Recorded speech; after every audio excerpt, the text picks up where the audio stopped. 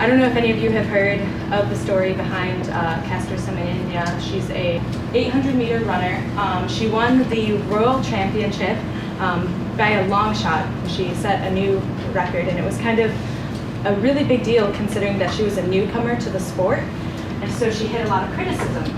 But the criticism wasn't that she cheated because she was doing steroids or drugs to enhance her athletic ability. It was that she was actually a man and that she was not, female enough. The overseeing body for the race performed quote-unquote gender testing on her, which basically it's a misnomer because you can't really do gender testing. A person's gender, as it says in here, it's basically how you present yourself, the societal, like your society, how they identify you. So how you present yourself, either masculine or feminine. So that's why gender testing wouldn't necessarily be correct. Why we're probably going to refer to it more so as sex testing, because that's your actual biological sex, how you were born biologically. And this raised a lot of controversy because she didn't actually know that they were performing this test until after they came out and said that they were doing it. So basically in 1966, the first gender tests were introduced, and this came from a lot of speculation that Hitler actually had men dressing as women in Olympics prior to that to actually win. So they started doing gender testing. We used to just look at the body and make a judgment. And in the 19th century, we started thinking that it was because we discovered gonads and how they worked. And so, it's gonads that determine sexuality. But then when we discovered chromosomes, no, it's chromosomes. When we talk about intersexuality, what that is a natural phenomenon that happens in nature between humans and animals alike.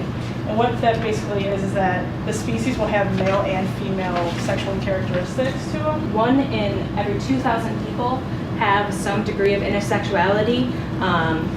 And I say degree because there are varying degrees of intersexuality. There are so many different types of intersexual conditions. There's 20 to 30 at least, and there's probably even more out there. None of us actually are 100% male or female, right? Women have some testosterone and men have some estrogen. I mean, imagine growing up and turning 18 and having your whole entire world, rocked when this should be like the greatest moment of your life. You've just won a world championship, and then people are calling you, a man and calling your, identity into question. Now, about her masculine physique, so many people want to say, just look at her, she's built like a man. And this isn't the first time this has actually happened. Previously, there was a woman athlete who also had, she was subjected to gender testing, and it resulted in her losing her medal. That previous athlete that I was just saying, and in 2007, she also attempted suicide because of the stress and dealing with the fact that this was something she didn't know about. And the constant media attention, stuff like that really got to her. She didn't end up dying, which luckily she didn't, but you can see the emotional effect of that situation. But did she lose her medal that she won?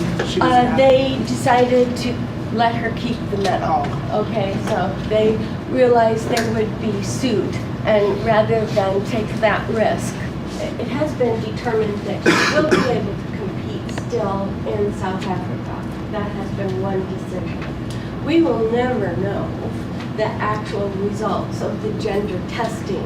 They realized that they really screwed up. There is still an assumption that male and female athletes in general cannot compete on par due to the physiological and hormonal differences. So if that is indeed the case, there has to be some line drawn. And where that line is, I don't know. Look, they tried this in January with the world's greatest experts on these problems, and they couldn't do it. If they can't do it, I don't think any of us are going to be able to. Because if a male comes into the female world, they have the advantage because they're more physically fit, which is why Caster had such an issue, is because if she was actually male, she had an upper hand in a female sport. So generally with male competitors, there's not going to be gender testing because women wouldn't have the upper hand in that sport anyway.